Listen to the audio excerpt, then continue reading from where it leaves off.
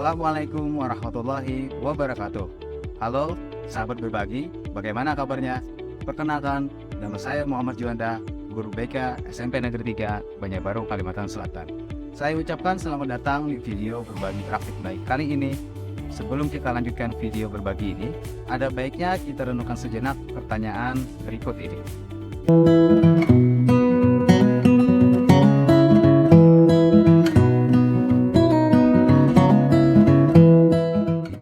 Sahabat berbagi, di video ini kita akan membahas strategi membangun kepedulian peserta didik terhadap sampah di lingkungan sekitarnya melalui tahap atau alur aktivitas pembelajaran proyek penguatan profil pelajar Pancasila, dikenal dengan P5.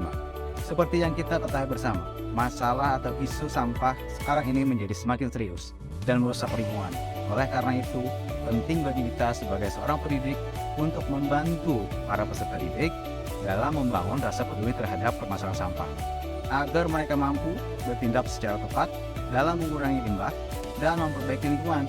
Di video kali ini, kita akan membahas strategi apa yang digunakan untuk mengembangkan kepedulian peserta didik terhadap sampah, sehingga dapat membantu Bapak Ibu dalam mendesain tahap alur aktivitas pembelajaran proyek penguatan profil pelajar Pancasila atau P5 di sekolah masing-masing. Selamat menyaksikan.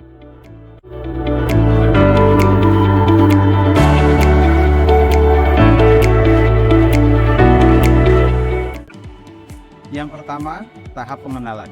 Di awal aktivitas, peserta didik akan mengeksplor materi yang sudah disediakan oleh fasilitator melalui beberapa media.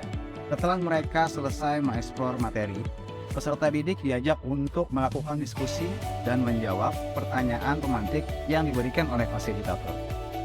Anak-anak, setelah kalian mengeksplor materi tadi, apa saja permasalahan yang bisa kita angkat untuk selanjutnya? Silakan, Bapak.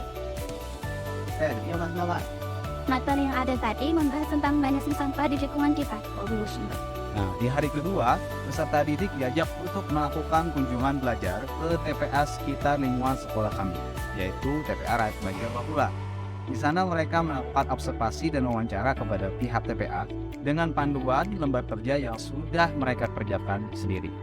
Pada tahap kedua, yaitu tahap kontekstual, peserta didik mempresentasikan data dari hasil kunjungan mereka ke TPA Banjar Papula. Setiap kelompok diberikan kesempatan untuk memaparkan hasil yang diperoleh dari lembar kerja, kemudian diikuti dengan tanya jawab antar mereka. Teman-teman, berdasarkan hasil kunjungan kelompok kami ke TPA, Banjar Papula kemarin, kami menemukan beberapa data, yaitu di TPA terdapat 2 jenis sampah, yaitu sampah organik dan non-organik. Setelah melakukan presentasi, peserta didik diajak untuk keluar kelas, melakukan observasi lingkungan sekolah. Di sini mereka diberikan LKPD untuk menganalisis sampah yang mereka temui di lingkungan sekolah. Hasil dari observasi lingkungan mereka diskusikan, kemudian mereka tuliskan hasilnya di kertas karton dengan menggunakan pensil warna-warni agar lebih menarik.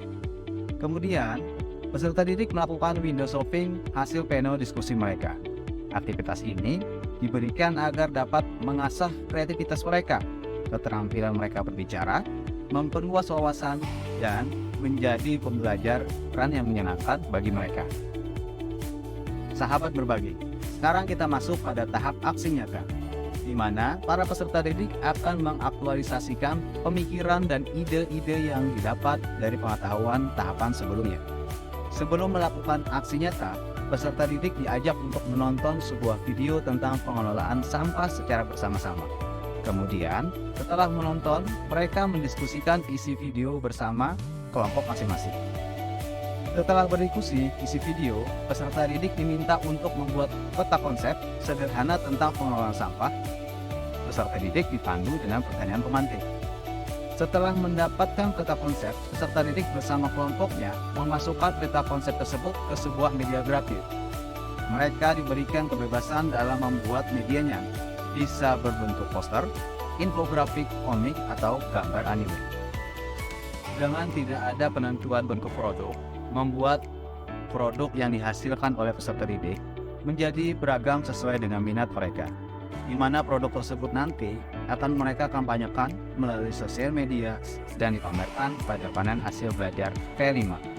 Bapak Ibu guru hebat, Mengingat pentingnya sebuah refleksi terhadap proses pembelajaran, maka saya merancang modul ini dengan memasukkan aktivitas refleksi di setiap akhir pembelajaran dalam bentuk pertanyaan reflektif yang ditujukan agar peserta didik dapat memaknai setiap proses belajar yang mereka alami.